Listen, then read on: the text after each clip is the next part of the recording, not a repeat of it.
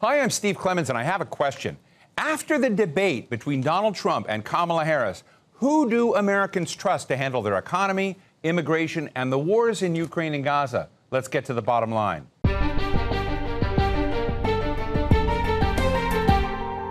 With only a few weeks to go before Election Day, former President Donald Trump and current Vice President Kamala Harris clashed on just about everything in their first and most likely their last debate as candidates for the next president of the United States. Harris focused on abortion and women's rights in general and stressed the idea that a vote for Trump was a vote for the past, while a vote for her was a vote for the future.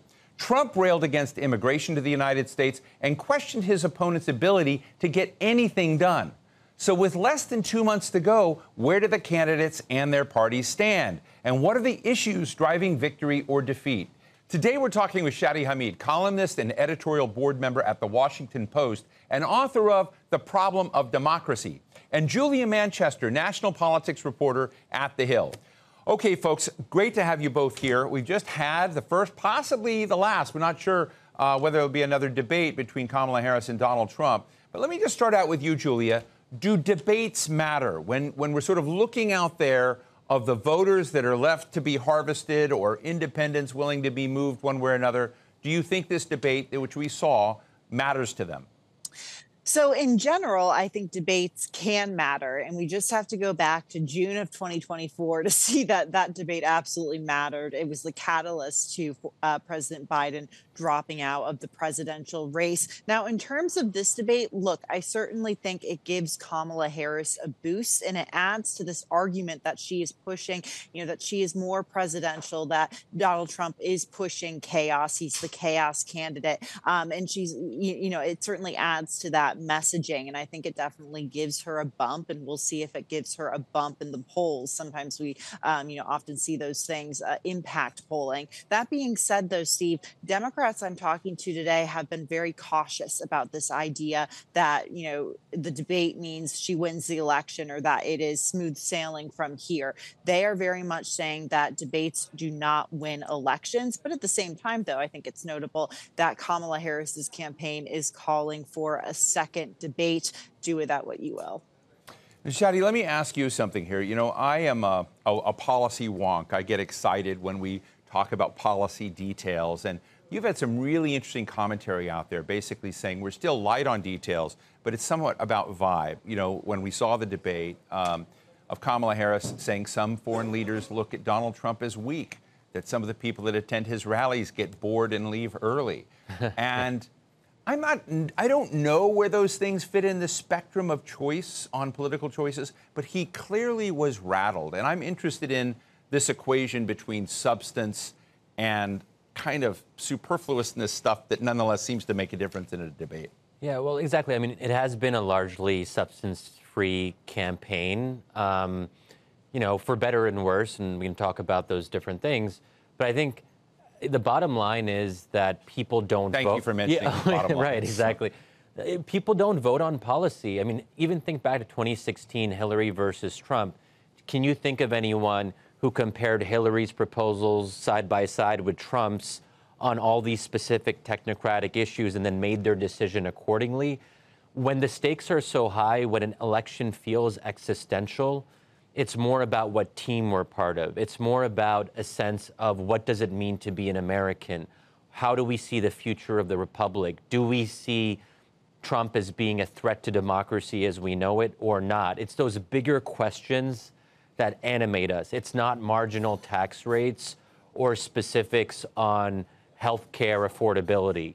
Very few people are going to look at those specifics and decide based on that. So I think we can't help but be in the place that we're in because it is really a stark choice.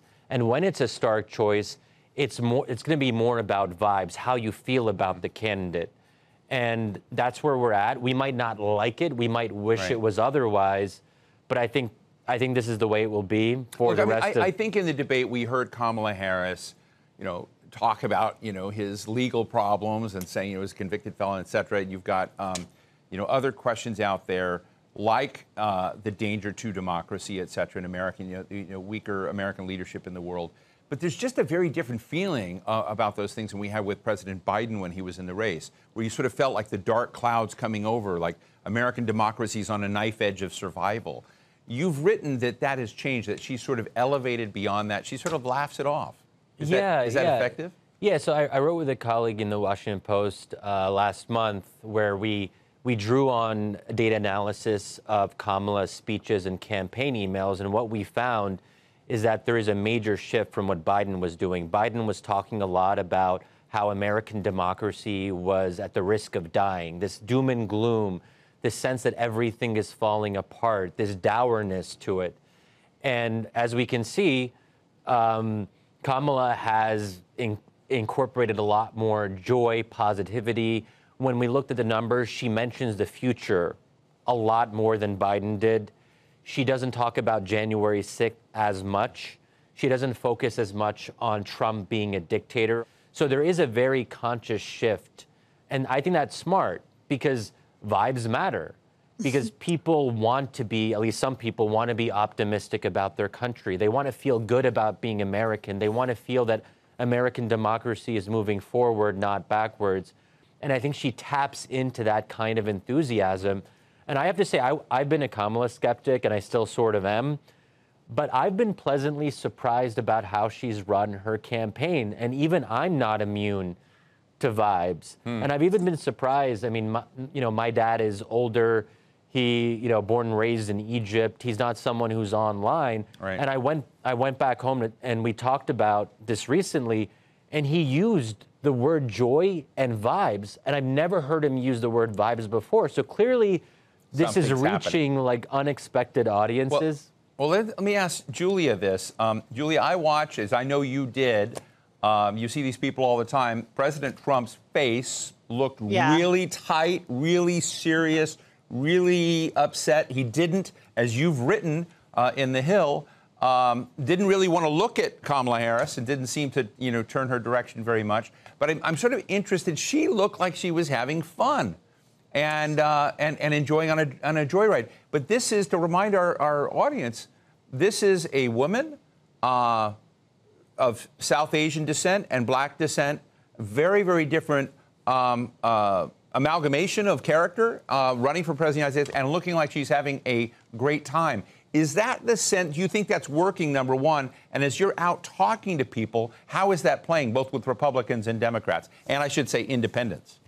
Yeah, well, speaking of vibes, I mean, Shadi hit the nail on the head there. She really set the tone, and I guess the vibes of the debate right as the candidates were walking on stage. We saw Kamala Harris literally cross the stage to shake Donald Trump's hand. Now, that might seem like a little thing, but going back and looking back at recent presidential debates, going back to 2016, handshakes are not something we see most often. And we actually saw it again at the memorial in New York City. But I think, last night with Kamala Harris doing that, she was able to set the tone. She was presenting herself as being the bigger person. I don't think from watching the clip, Donald Trump was ready to cross over and necessarily do the same for her, though he shook her hand. But, throughout the debate, she was certainly, she was able to keep her composure. She's gotten a lot of criticism in the past. A lot of critics talk about her laugh, or they would call it a cackle. Right. Donald Trump talks about it quite a bit. But it's amazing to see now, her campaign, her supporters use that to their advantage. I'm talking, Generation Z voters. If you go on TikTok or Instagram Reels, they love the joy of Kamala's campaign and the joy she is really pushing. But I think, when we turn a bit over to the policy side of things, and this kind of relates to the vibes in this election as well, she's also pushing this message of freedom. And we heard, Joe Biden also talking about freedom, the freedom for a woman to, be able to get an abortion, the freedom for children to go to school and not have to worry about school shootings. That's how Democrats have been really positioning themselves on this issue. But Kamala Harris has especially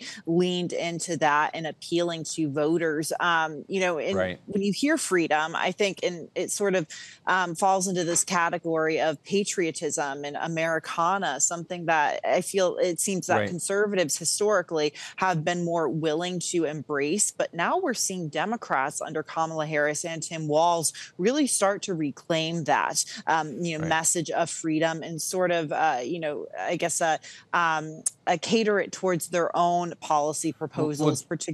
Yes. Well, Julia, I'm glad you mentioned abortion, because something that I think was less vibe for me were the very stark differences between Trump and Harris on abortion, on immigration, that there were some very clear kind of, big headline differences on this. We did hear about, Donald Trump's claim that migrants to Ohio are eating their pets, which was, I'll tell the folks there's no evidence that that's in fact true. But we had various dimensions of that. But on abortion, I do want to kind of come in, because she really, went through that with very graphic language and sort of talked about how limiting women's choices and what they would be subjected to. I'm just interested in both of your kind of views on the impact of that. That's less vibe, and that actually is stark difference. Do you agree, Julia?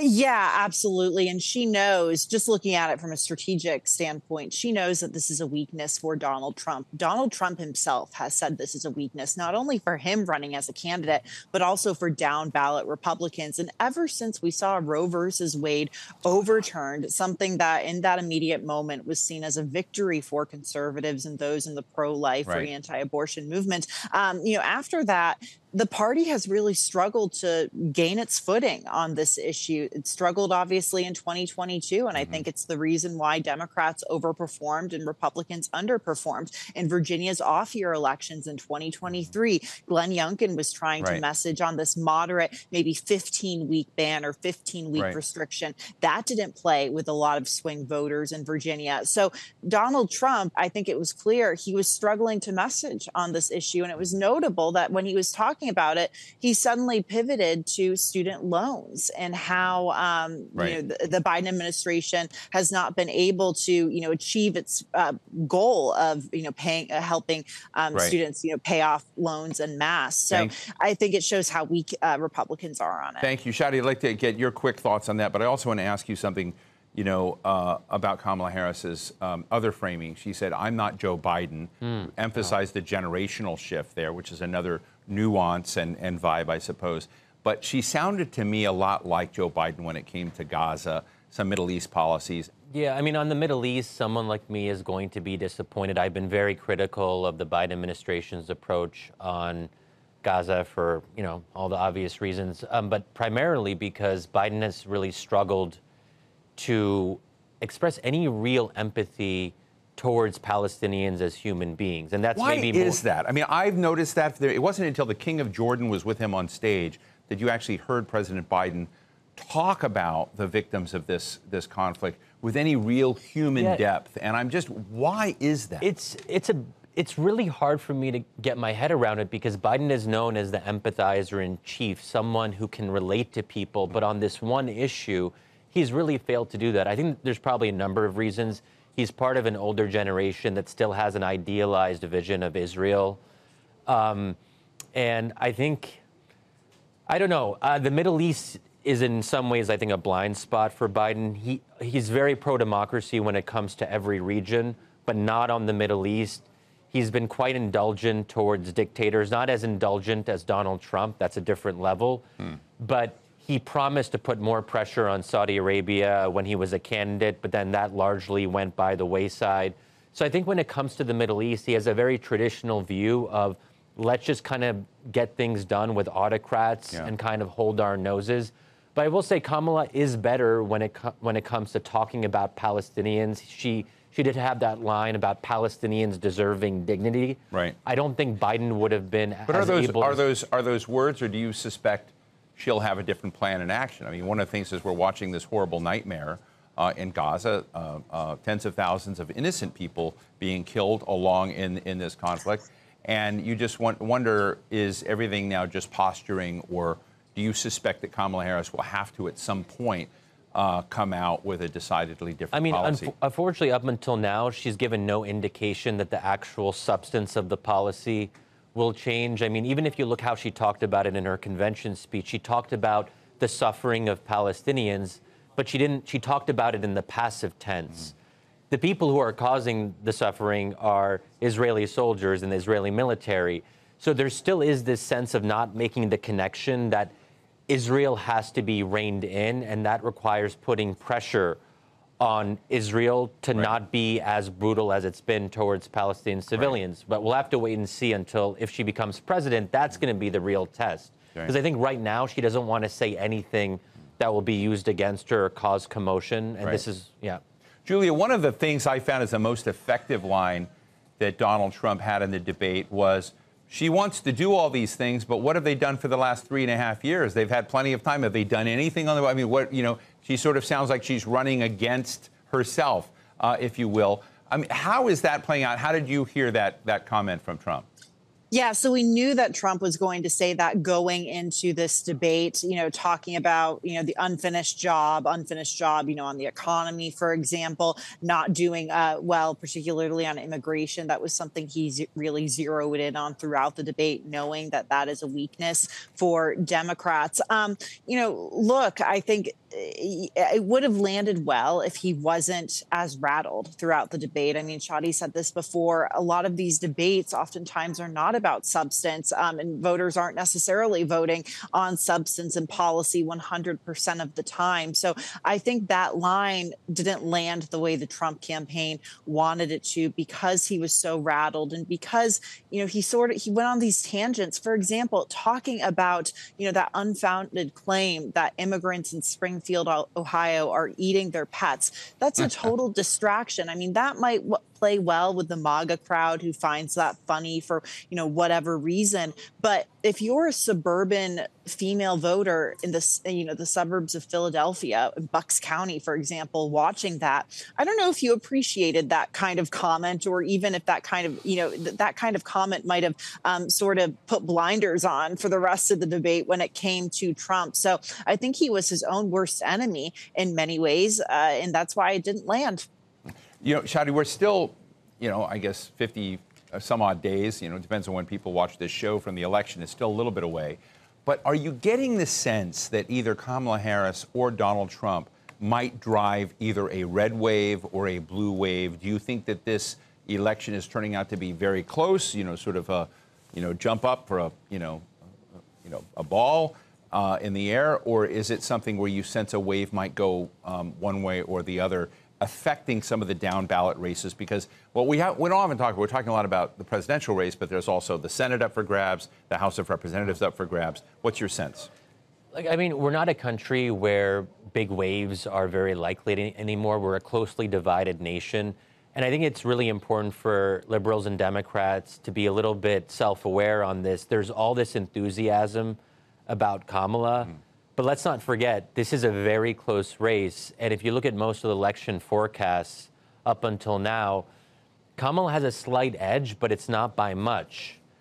And, Trump could very well win this. And I think we also have to remember that Trump speaks to a very different vibe that might be appealing to other parts of the country. When he ended on his concluding remarks in the debate, he really emphasized this theme of American carnage, that things are bad, that America is in decline, that things are dark.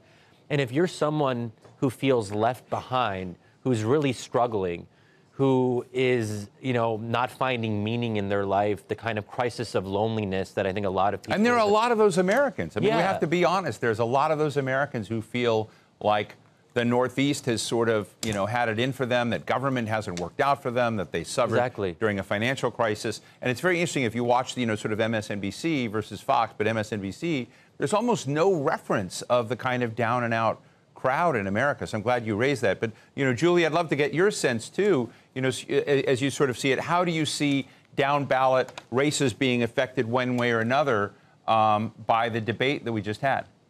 Yeah, and one thing to mention, that down and out crowd you guys were just talking about, a lot of them are in pivotal swing states, Pennsylvania, Michigan, and Wisconsin. So, that message Donald Trump is pushing, it may not play well to, your average person in a political media bubble, in a more liberal bubble, but it certainly could play well outside of that. Look, in terms of the down ballot races, it's interesting. I think it's difficult for some of these Democrats running for reelection in tough districts to necessarily, or states to necessarily run with Kamala or on Kamala Harris's record. It was notable that Sherrod Brown and John Tester did not attend the Democratic National Convention. I don't think they will be talking quite a bit about this debate because, a lot of their voters are not necessarily going to be making their decision, based on what they're saying on the debate, and it could be a liability for them if they praise Harris.